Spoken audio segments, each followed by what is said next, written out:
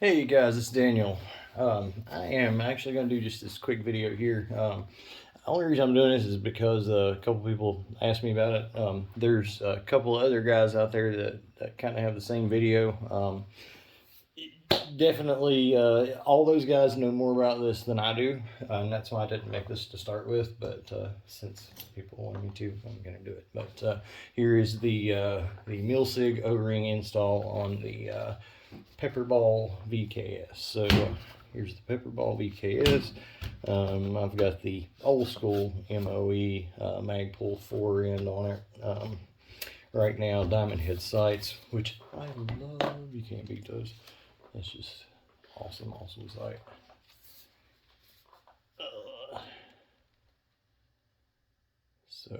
Anyway, love them. Right now, I've been running a little different sling configuration.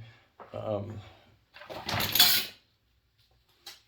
actually been using a MS1. Now, so the MS1s are the ones with the clasps, the hook, whatever.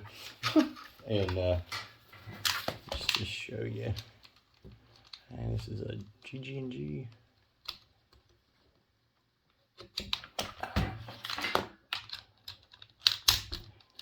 Swivel GG&G makes good stuff.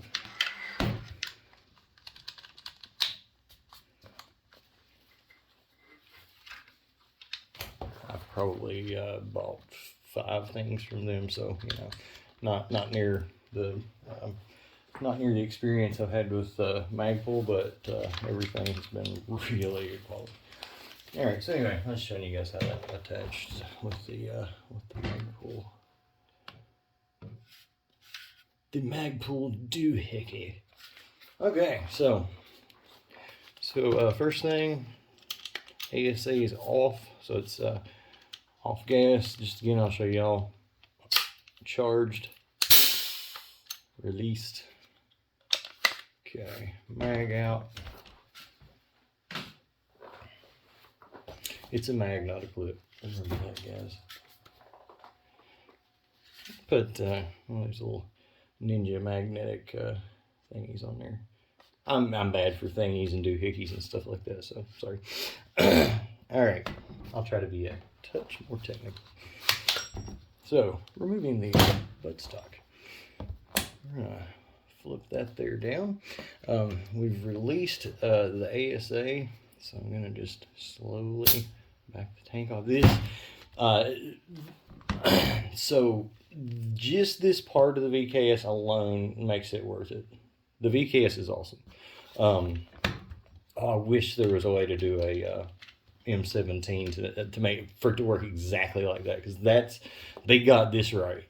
They got it. They got everything right. I'm not gonna I'm not gonna down anything about this. The VKS is awesome. It is, but it's it's a pricey piece. But that right there makes it worth it. The way that works, that is so much better than anything I've ever seen.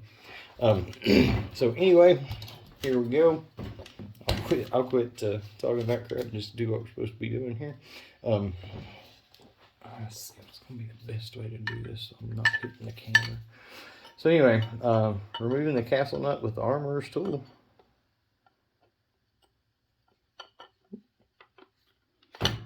And actually, I'll loosen that. I'm going to go ahead real quick. I'm going to go ahead and take the barrel out. So you just press that down, pull it out, take the spring out, set that aside. I've already got the castle nut loose, so that around, take it off. I've run a little bit better when I took off a different build, so a little heavier duty. But anyway, you want to slip that brace off. So this here, you don't really need the armorer's tool for that. The best thing to do is just really get like an Allen key or something, because it's not very tight. So anyway, so watch the ASA as I start turning this. See it backing out there. So there you feel this get pretty doggone loose. Keep going. Never force anything. I can't stress that enough. This is really, you know, soft metal. Nothing should ever be tight, ever be, you know, there should be nothing that you're forcing. All right, so right there's where we were at. Right there's where we were at when I popped it out. Okay, so there is where you want to have it back to when you go to put it back in, okay? So, go ahead and take this on out. You know, this is like the second time I've ever done this, so it's not like I'm an expert on this. Like I say, Henry PSI Defense. Check out Merciless Lethal, Mikey at Canada Riot Balls, Ronin 337. We're all kind of doing this stuff together, and I'm sure Rune Rebel's going to be around to lend us some good advice on these puppies too. So check out all those guys, and you know, don't think I'm an expert on this. I am not an expert on this. This is like the second or third time I've taken this apart. So definitely don't think I'm saying I'm some expert. So what I like to do to get pins out, depending on the build, some of them, most well, you know, most of the time you use something that you can kind of just pop out yourself on an AR or whatever. But usually, if you tap them pretty good, you can get them far enough on an AR to pop on out, whatever. If not, I like to use one of these, just a breech check thing. But that way you're not going to scar anything up. You know, push them out. That's the thing, you know, you put in to show that you're not loaded. Okay, anyway, pop those. This just comes straight down, not anything to it. And then you're going to take a, let's see, it is a, whatever that is, I'm hoping you guys can see it. 3/32. Let's make sure that's the right size for it. Yep, 3/32. Okay, so so y'all see, like, you know, FSC. I mean, you know, pretty much. Boom. All right, so you gotta take this little O-ring off. You don't want to lose that. Best thing to do is just kind of, I think, is just kind of jiggle that a little sideways and get it to pop out. Then obviously go ahead and take it on off, because you have to do that because you have to pull the trigger back to get to this one. That's a little different. All right, boom. Take that out. I'm not going to go through all the lubrication and all that stuff. You know, make sure, watch for, you know, any O-rings, any washers, anything like that. You got 2 O-rings right there. Anyway, so I'm not going to go on. It's just the install of the O-ring. So reach in here, push that. You're just pushing the bolt toward the back. I got lucky. That went really well. But all right, so and to any of you guys that say, you know, that you're doing this upgrade just so you can push more power, guys, mine jumped up just from doing this, not turning it up at all. It jumped up a lot just from this, and I'm going to tell you something about it. When factory, this thing pulls apart like easy. When this Milsig's in here, this thing, it's actually, you have to put effort into it. Like, I mean, it is tight. So that here, inside there is your Milsig O-ring. There are different videos out there showing how to get to that puppy, how to install it. Ronin 337 uses a Sharpie. I really want him to do a video showing us how to do that, because I've never done it that way. I kind of I'm not going to take mine out because I'd probably mess it up getting it out. But you're going to take like a dental pick or something to get the factory one out, or, you know, just crank the thing up and it's going to blow it out. I mean, seriously, I mean, that's just what's going to happen. No, that's bad advice, seriously. But, you know, that's what happened to me, you know, is I didn't have to worry about getting it out of there because I turned it up till it blew out, and then I threw one of these in. So anyway, make sure have those before you ever, you know, get these on the way with the marker launcher, whatever you want to call it. Anyway, that it's big compression like that. That right there is, yeah, that is actually really, really tight. So there you go. You know, some people like twist the thing, get it in that groove. It is kind of a pain in the butt. Like I say, there's different techniques to it. I'm not going to go into that part. I just kind of want to show you guys how to access it and everything. So you'll change that. You'll put that back. Pop that. I know we're not going to do the whole undo everything backwards and we're done. Yay! Because there are actually a couple nuances to it, but I think most of you guys that have touched FSC know anyway. But I'm going to put my thumb here to keep that from rolling like too far, and I'm just going to, you know, push it. And so you want to push it until you can get to that, get to the little, that piece right there. See that? Okay. So I'm going to push it till you can get to that. Then I like to go ahead and drop the spring and barrel in some.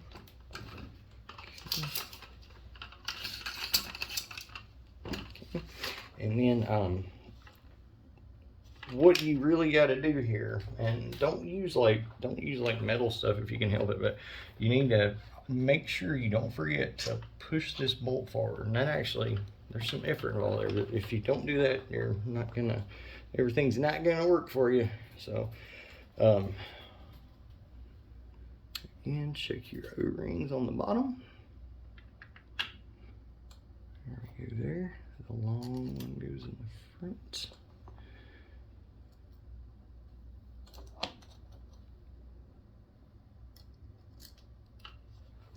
And I really apologize if I have like had the focus off the entire time or anything. But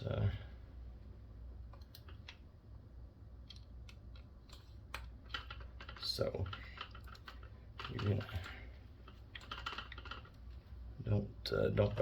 don't tighten it, you know, first. No, just, you know, slowly tighten them, snug them down then at the same time. There you go. Keep these things lubed and stuff, but I'm not gonna, you know, go into all that stuff because there's a lot of good videos out there.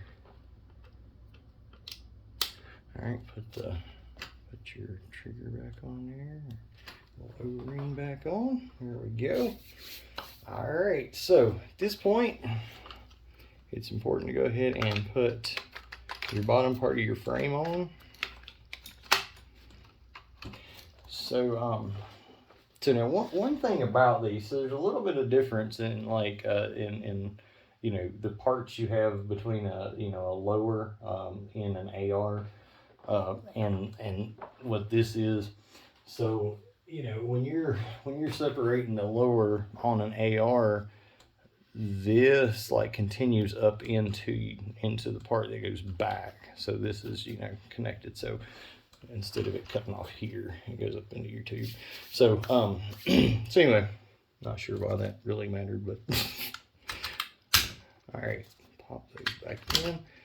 Got to do this part before you do this part. Well, not before you do this part, but the second part of this. But so, and obviously during all this, you want to make sure everything's really good and clean.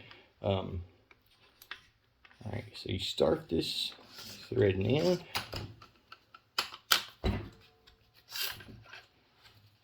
Don't forget, you know, look and see in the hole there. Get back to how you had it before, and that just literally drops straight in. So as you turn it, make sure that it's all the way, you know, flat, and make sure that it does not catch. There is sometimes like it'll catch a little bit in a place. So if it stops like suddenly before it, you know, gets very far, there's wiggle it a little bit and see if it's like caught on something. Don't force anything. I cannot stress that enough, even though I think I've beat that horse. But don't force anything, y'all. So anyway, so there you go. That's tightened up there, or snugged up anyway. I'm just gonna take an Allen key, and so this is, you know, there's gonna be pressure and stuff, and when it's charged, so it's not like you have to go crazy with this. All right. Put the brace for the tank on. And the castle nut.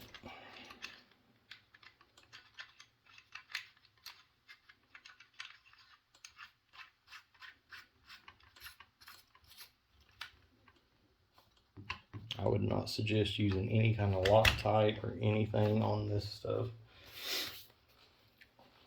Use your armorer's wrench.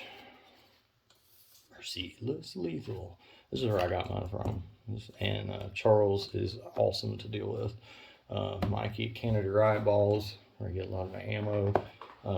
These guys are great. Check them out. Check out Running 337. He got his VKS tonight, so he's gonna be putting some stuff up. All right.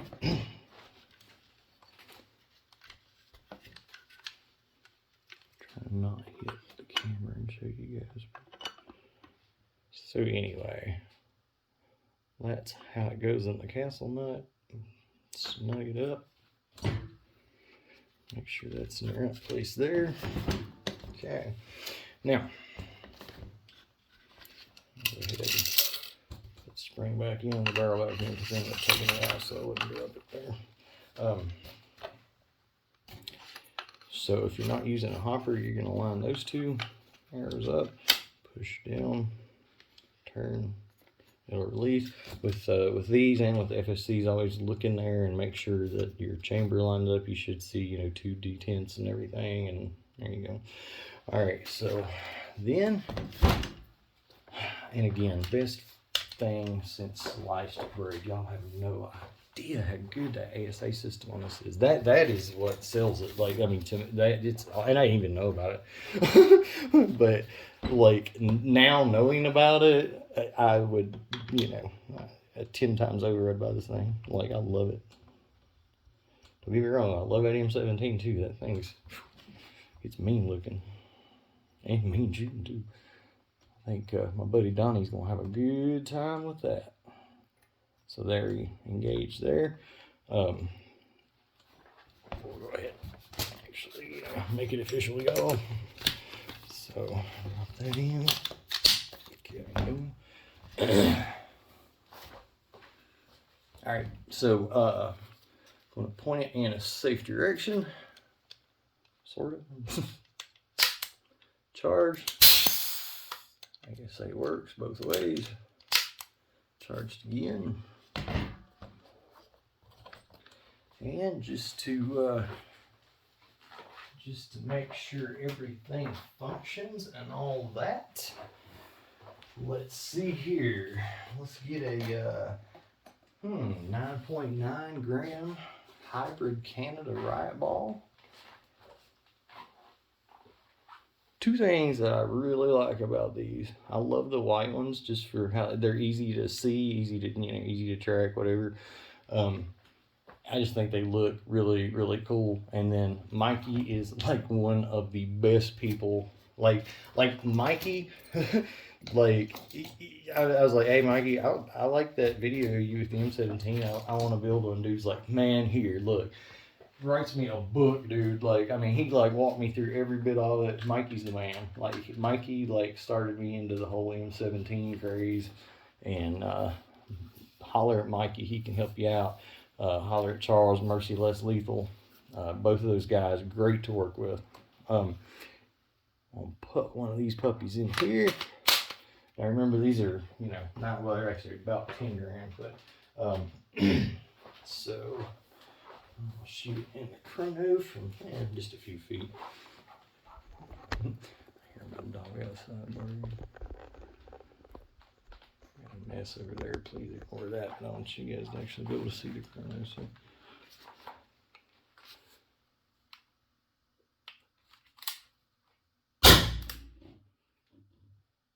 .332.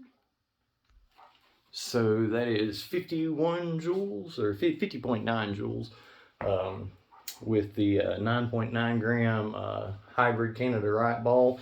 Only thing that's been done to it was the Milsig O-ring, which I just showed you guys how to do yourself. So there you go. All right, guys, thanks for watching.